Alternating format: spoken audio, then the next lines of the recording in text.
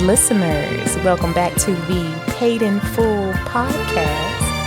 We are your hosts, Mia and JP over here with his red shirt on, matching his skin tone, looking like Denzel. Good night.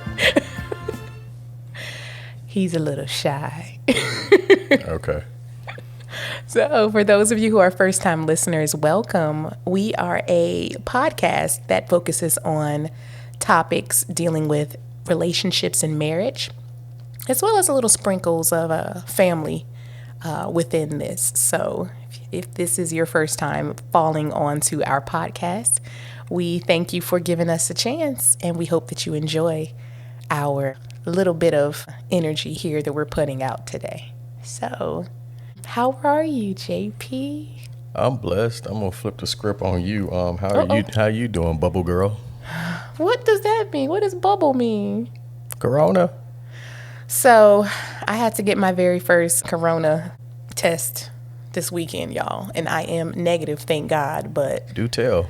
I would imagine that it's one of many that I'll have to get this year because, of course, I'm in the schools. It's out here in the streets in the schools. All I wanna say is they don't really care about us. So, yeah, I had a sinus infection, but the doctor forced me to take a COVID test. So I'm negative. You know, I've had maybe 3 or 4 positive cases in my classroom, and it's the end of the 4th week of school. So that's where we are, y'all. Mm-hmm. But so if my voice sounds a little froggy in places, that's because I'm still getting over sinus congestion.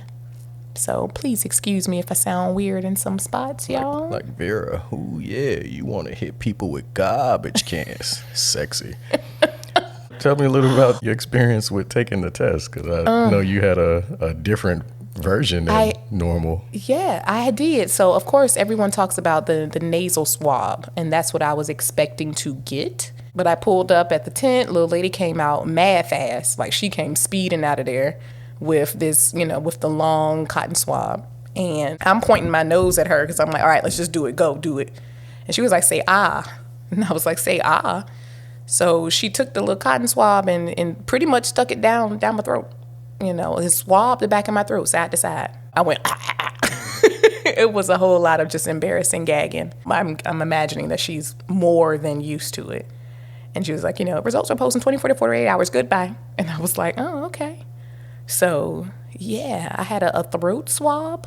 From my understanding, that may or may not be the norm, but it came back negative. So I'm hoping it's effective and accurate. So we'll see. Yeah. Thank God, Yeah. Good job. Thank you, sir. So let's get into our topic today. I'm excited, of course. Anytime I get to talk to JP, I'm excited. But this one is, I think, a little refreshing, especially coming off of our last episode when we were discussing our son, Drew, and his autism spectrum. So we wanted to lighten it up this week. And so our topic today is things that spouses should know about who they're marrying before the wedding. Okay. And we're going to ensure that we're being as inclusive as possible and trying to be more gender neutral as opposed to like things that a woman or a man should know. It's just things that spouses should know, whether you're man, woman, or other. All right. ELE. Everybody love everybody. There you go. I think, let's see, how do we want to do this pattern? I guess let's go back and forth like we were doing when we did the 20 questions episode. Mm-hmm. Coming off of, we're only 11 years of marriage in, but we are 16 years together, almost 17. And how long have we been living with each other? It's been about that long since we've been living with each other. 16 years. Yeah, it's been 16 years. So we have some experience with what you want to look out for in terms of behavior patterns and that kind of thing. So we're going to make it lightweight. We know that we always can talk about the traditional things that people should know. So we're going to kind of skip over those and do more of the lesser known things when it comes to really your relationship, especially when you're getting ready to go into a wedding. So, JP, you want to start us off? Mm-hmm. Okay. Let's chat it up. First one would be how you will be as roommates. Because them blue pills only gonna work for so long. You're not gonna be able to continue to have the sex as much as you want to. Why was that in all caps?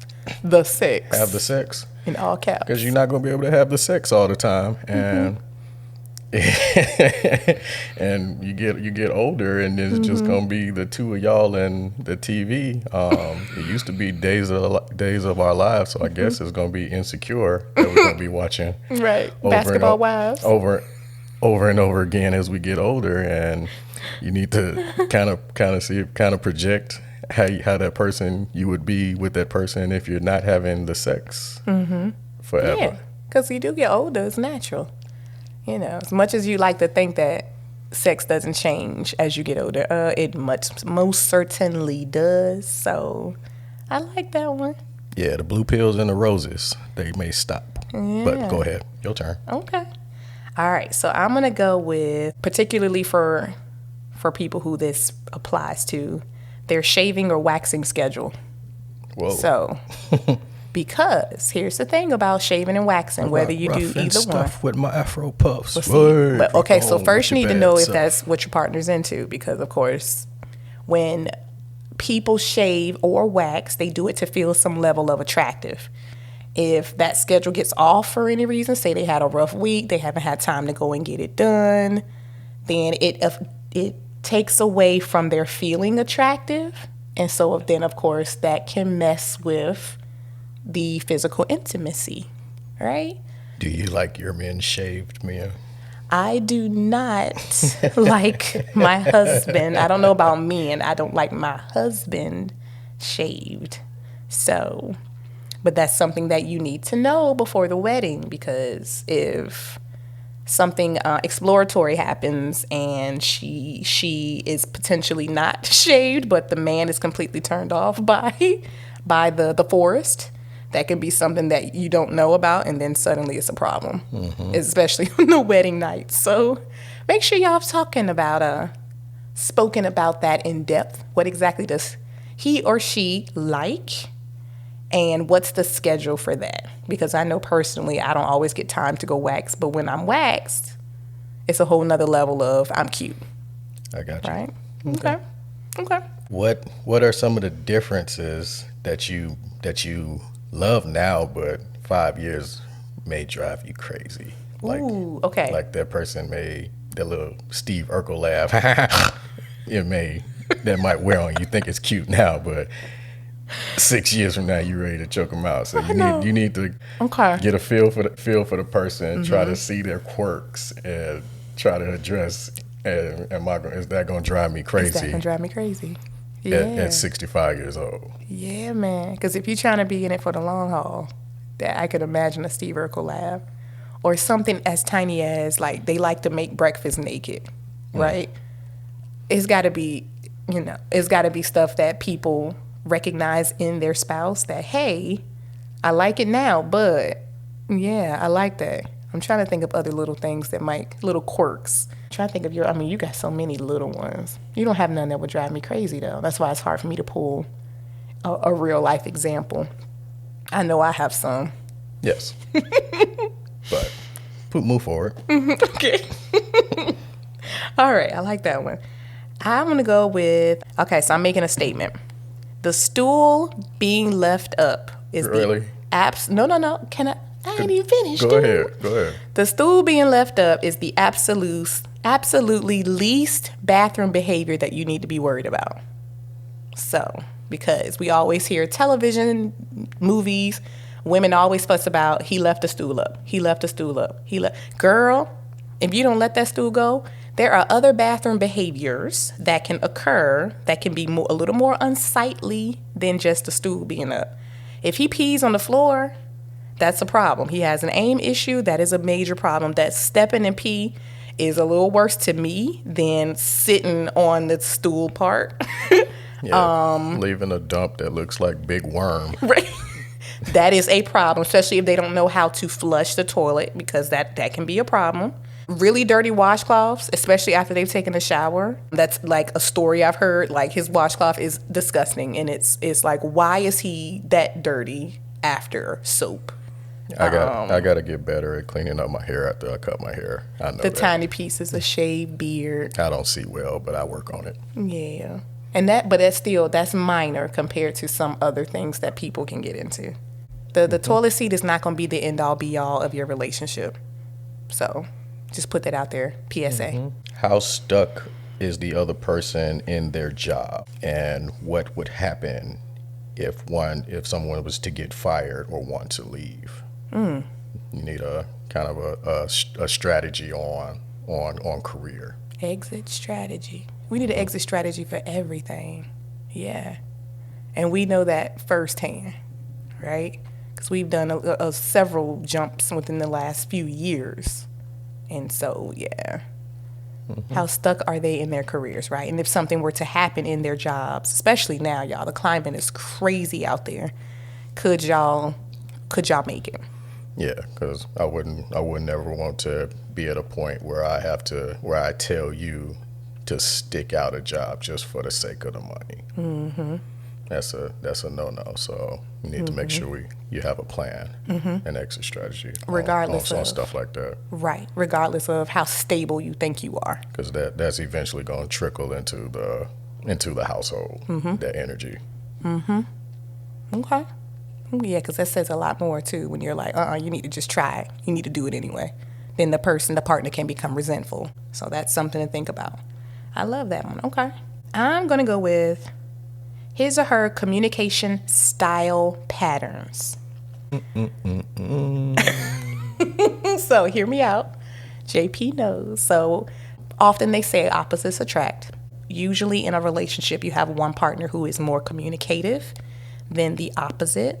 Because, of course, opposition, right? It works. So what you need to recognize is when your partner is trying to say something that may be or may not be deeper than it actually is, when they are feeling some kind of way that they don't have the words to say it, when they are not being able to communicate something about something outside of the marriage, like there is a lot to communication than just, let's talk about our day every day. How was your day? How was your day?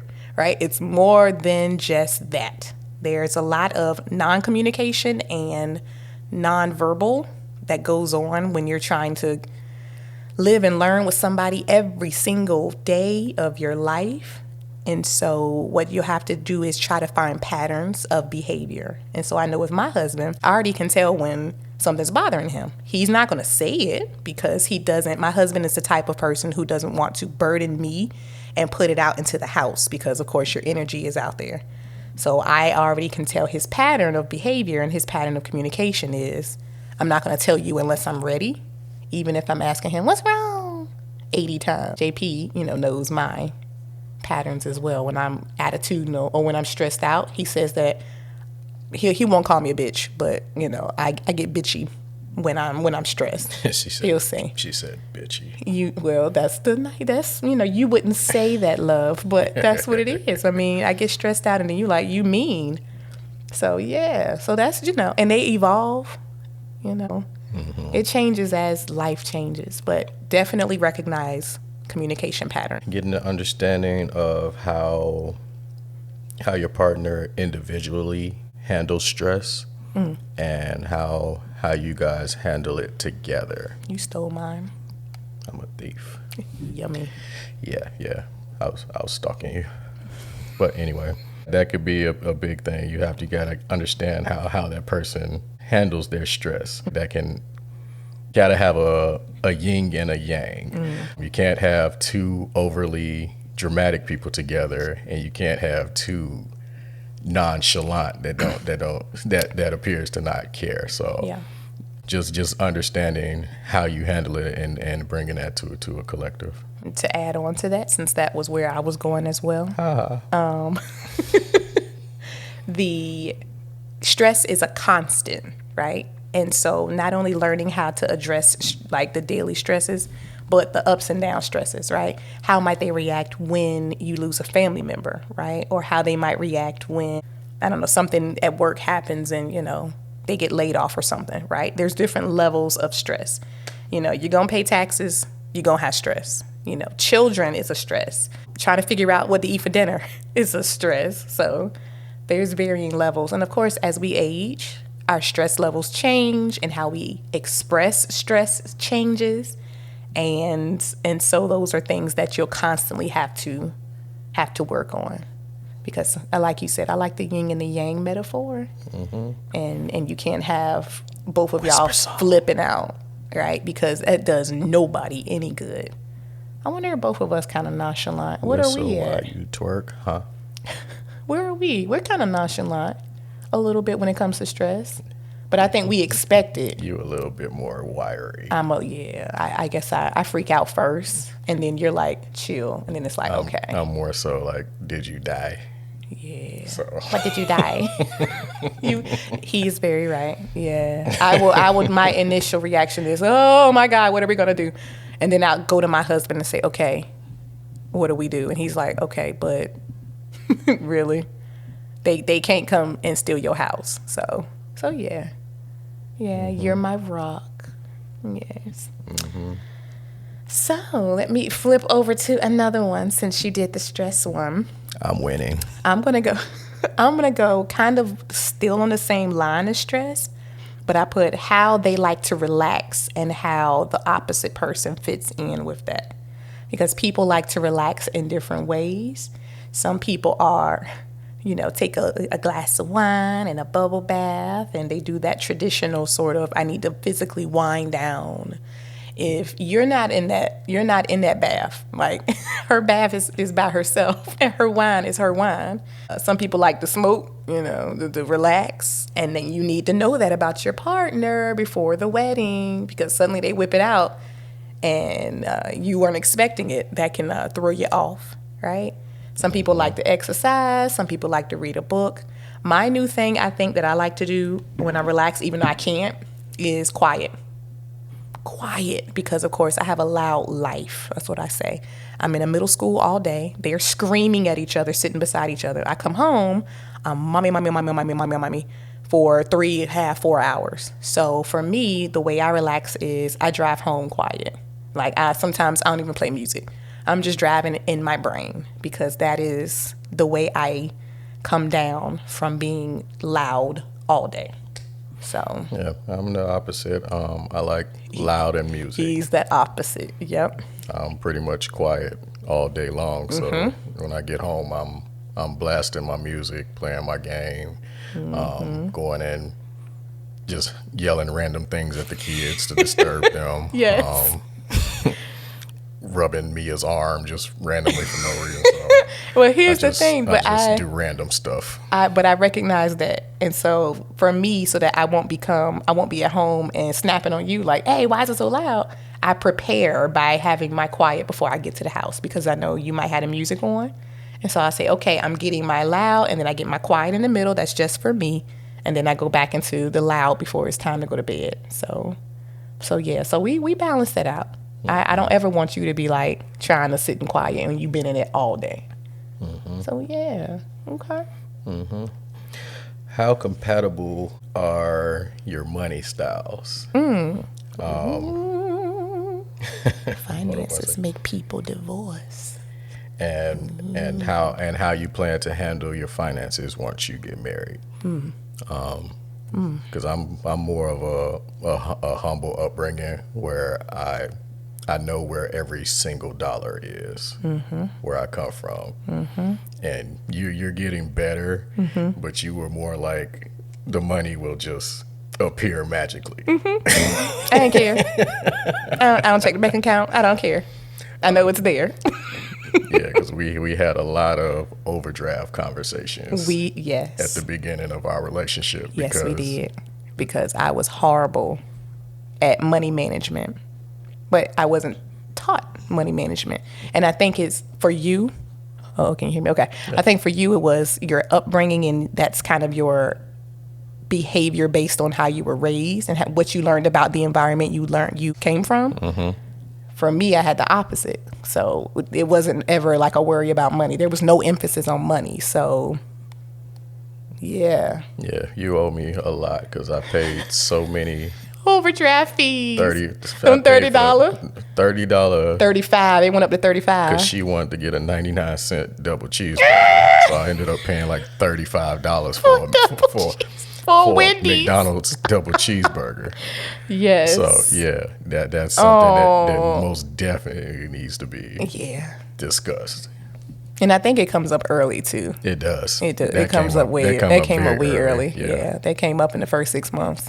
And was like, oh, this is a problem. So, and then as you age, of course, your money management changes. So now we're into our stocks and building our wealth and, doing things for ourselves to prepare to be older and retired eventually.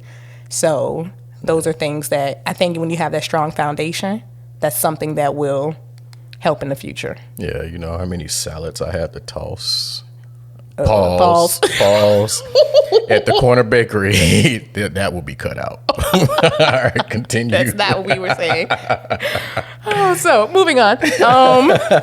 Excuse me, y'all. So I wrote what your partner may be a prude about. All right. So for those of you who don't know what a prude is, Prudy is something that they are super conservative about and are very rigid on changing. So, Johnny, JP. What's that like Jenny's song? Go ahead. Oh, I remember that. So, I wasn't thinking the sex, but since you put it out there, but it's a thing. I think we're still learning because, of course, when you get older, you change things that you like, things that you don't like, things that you're going to try, things you like, I ain't trying that at all, but you end up doing anyway. So, that's several conversations, and I think that's one that keeps going on and on. Hey, because sometimes you can be a prude about something, and then later on, it's like, hey, that wasn't so bad. We're going to do that again and again and again and again. So, yeah, you got to know what they like. All right, Mom. JP's messing with me, y'all. Big All time. right. Big time. Okay. But I know you like that one, so. What you got? That's on me? A big one. How is your partner with your families? Families. That is a big one. Yeah. Big. Yeah. Man. And for all intents and purposes, you can't fight. Can't fight your brother. They have their family. Reunion, yeah, so. They got their family forever. That family's forever. I mean, you can distance yourself from family, but that family gonna be there, whether that husband and that wife is there or not. But yeah, if it's on site with Uncle Pete every time, then that's problematic. So yeah. And I am always going to say the spouse needs to check their family when it comes to who they're marrying, like for sure. If you know your family is sideways about something when it comes to your spouse, I truly, truly believe in checking them because when you get married, you align to your partner and you no longer align to that family and that family member who has a problem. And when people don't do that, when, for example, in movies, we see like the mama's boy. When the son doesn't check his mama about his wife or his girlfriend, that is problematic. That is majorly problematic. And we see it a lot. I know it's out there in real life. I mean, y'all talk to us and let us know. But that's problematic. Yeah, so the family luckily is our important. families, we get along with each other's family, and both our families get along and get together. Get together, so right? That's a blessing. It is, and it's rare, I think, because I think a lot of people they say, "Wow, that's so lucky of y'all that I never had like the evil mother-in-law stories." You don't have evil mother-in-law stories, so yeah, I think we got lucky. But your spouse comes first, point blank, period. So it is what it is. Check them. So yeah. I like that one, Jay. Word. I'm going to say he has feelings too. So, and this is specifically for heterosexual couples, but can also apply to others as well. So, when as women, sometimes, not every household, but I was particularly under the impression that men are strong and protectors and they go out to work. They come home, they do what they do, they pay the bills. you never really see a man who is emotional. Well, I haven't, because when I grew up, my dad has my mother and 3 daughters. So I never got to often see my dad emotional. If I saw emotion, it was anger, right? And it was, mad and then he was out the house. He was never in the house mad. So I came up with the supposition that that's how a lot of men are. And so I didn't know how to handle emotion from my husband. So for me, I would always say, oh, he'll get over it. If I hurt his feelings, oh, he'll be all right. He'll be good. He's a man. He'll be all right. But that is so far from where I am now, because, of course, over time, I have adjusted to say, hey, my husband has feelings too. He's a person, and I can hurt his feelings, even though I'm a woman, because, of course, you always think, the woman can't hurt the man's feelings. Very wrong. And so now that we're in our season that we're in and we're best friends and we talk a lot more, JP will say, hey, that stung, like, for real, you being real mean, or, you need to, kind of get that together. And so I'll say, in my mind, I'll, say, shoot, I hurt my husband's feelings. I wouldn't want him to hurt mine. So apologize, girl, get your life together. So definitely changing, I think tweaking what we've always thought we knew about something, being open to being able to do that, and knowing that, the man has feelings too. So, yeah. Yes. That's very personal. I cry. Yes. Not really. Something, is there anything that you are expecting to change? Okay. Like about the other person, because generally people are going to be who they are. If that person is high maintenance in the courting, the dating, the engagement, it's not going to magically change once they get married. No. So you got to come in with some of your with some realistic expectations of that person. Can you deal with that? Is that something that can be a deal breaker for you?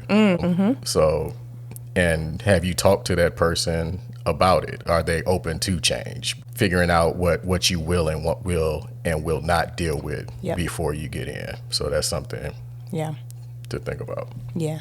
Because, famously you hear of women, we say women try to change men. Like, oh, he got with me, he cheated on his girlfriend with me, but he's not gonna do that to me because he loves me. I'm different. I got that nana and he loves it, and he ain't gonna ever do that to me. Sweetie, no, that's not necessarily true. Yeah. Right? And that person is going to expect that out of you when you get into marriage too. So if you're whining and dining and trips to Cozumel and Hopkins Park, they're gonna want that. They're gonna want that when you get married too. So you have to be aware of that too, because that could come across as the person that you've changed to the person, and that could change the dynamic as well. Yeah. And then of course resentment, right? It's almost like Frankenstein's monster. It's like when you're together and you're doing those things, you're establishing that being the norm for your relationship. So when it's snatched away, that person is going to be like, wait a minute, hold on, we're supposed to be going on vacation next week. Why we can't go, right? And that's men and women, I think. I think everybody establishes some type of this is going to be the norm, and then it could get snatched away. So I really like that one. That's something to think about. That could be I'm winning. That could be a whole pod. I'm winning this pod. There could be a whole pod by itself. So winner. Winner's going to be over here by himself. Let me see. How many more do I have here? I think I am. Okay, I have one more. For different partners, sex can start from the mental. The sex. Yeah, we're going to go back to the sex. So I think I know the name of this podcast. The sex. It is,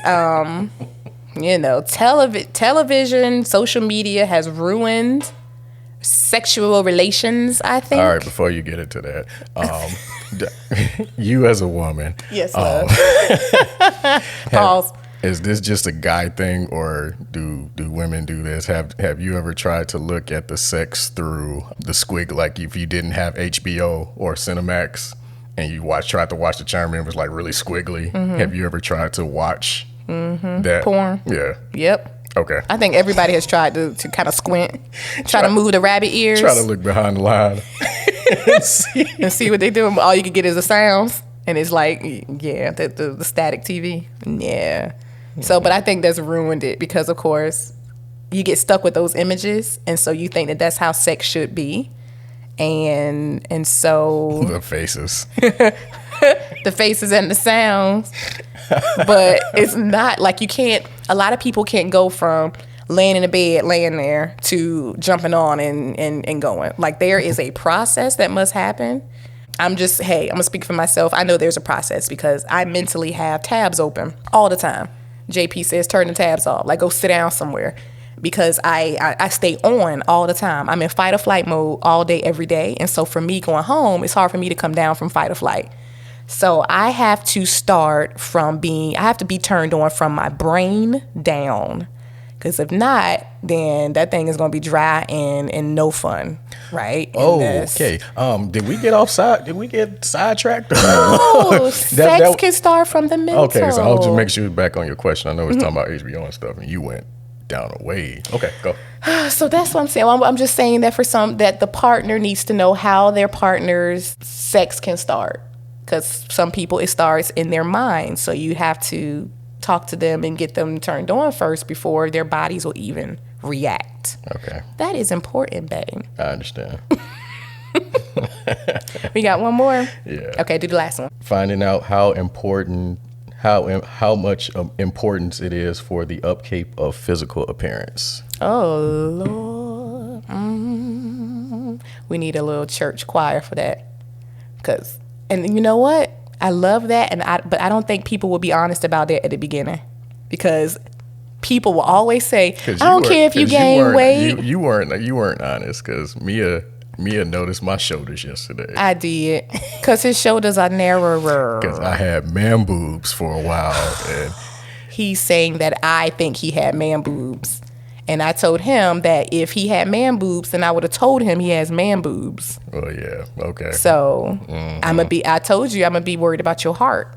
So your heart is more important than your shoulders. Yeah, so she noticed me yesterday, so I am slimming down. He is slimming, yes. She tried to act like she wasn't vain, but it's all coming out now. Mm-hmm. Well, I mean, hey, you got to have some type of physical attraction. Well, at least I know you love me for me, but you also like that I'm slimming down. Okay, so, and I think that's also the opposite. You don't want no sloppy Mia, so... And I feel like now I'm in a good spot where I don't feel sloppy. And so I'm carrying confidence differently. Mm-hmm. And I think for you, that would be attractive. So I think you think I'm cute without my giant baby face that I had. Little 2010 chipmunk face me, it was cute. Yeah, but I'm cuter now. So I have oval face instead of chipmunk face. Okay. But I don't know. Yeah, but I was saying that I don't think people will always be honest because people always say, I'm going to love you even if you gain 20 pounds, if you gain 50 pounds. They always say that. And then it happens, and then they sitting there like, oh, I can't even find his dick underneath his stomach. Whoa! So, hey, it is what it is. So, but it's real. So that's what I'm saying. That's what I hear because I went to an HBCU women's college. That's the things that I know. So that's what they say, and then it's resentment I'm call again. This the sex or Mia Unchained. So that's what I'm just saying. Like people aren't always honest, but I think that you really should be honest from the get up. And we all have a sort of we have vanity. Like it is what it is. I apologize ahead for this one. Well, she would agree. You get the notification that this was coming home. Johnny does not speak. We got to be physically attracted to each other, and it has to last as long as it can because eventually we're gonna be wrinkly, and it's gonna be things that it's gonna be gone, and so things are not gonna be the same. Love. So that's where I'm at. That's where you at, then, damn it. That's where the hell we gonna cut this one off. So tell us what you think, yo. we are available. Paid in Full podcast. That's paidinfull@gmail.com. We're also on Twitter and Instagram. Yes. Probably banned from YouTube. Drew, I apologize for your mama's behavior. Oh, it is all love in the room. So our listeners, You're gonna be like, mommy? paidinfullpod@gmail.com. Add on to our list. So this may be a part 2 coming up, because I think this one was fun. There's so many things we could talk about on the topic of things that your spouse should know about you before y'all get married. So that's something that we can explore. But definitely give us a email or send us a tweet. Let us know what you all are thinking. So, yeah. I know I was winning this pod, but you finished up strong. This is what I'm living with. So, thank you, JP, for entertaining. Thank you. Thank you. We haven't closed out with a quote in a while. I did a statement last week. You haven't been doing it. Oh, Go ahead. I've been dropping the job. You have. Oh, man, do I have a quote? Let's go with, life is what you make it. I did not appreciate that face he just gave me. Sometimes you win, sometimes you lose. You win some, you lose some. But you live. You live to see another day. Or he said to fight another day. God damn it, man. Yeah. All right, man. Thanks, you guys, for listening. Paid and in enjoy. full pod. paidinfull@gmail.com. We'll see you guys next time. We on Instagram, Twitter, Facebook. We ain't on Facebook, but yeah. We are. Yeah. Bye. Good night, everybody. Peace. Yeah. Yeah. She was classic like a Moretta, none done it better. Word to the wise, she's a trendsetter, a pretty go-getter that stayed wetter. No issue going hard, cause I wouldn't let her. And she's the shit, what? She brought that fatty from the street, Both with pimpin' red bottles on her feet, She got that fatty that would make you wanna eat, yum. Cause every nigga want that lady and that freak, what? My wife, my queen, my love, my dream, you're everything that I need to breathe. And I can't believe you made for me, only God can see what you mean to me. Cause I love your soul, but you drive goals and I ought to go. You broke the mold, and truth told, you optimal, I love gold, 14 years, minimal tears, sticking together, fighting our fears, my home and my dear. Baby, I swear I never leave, there's no compare to ya, yeah, okay. I say to ya,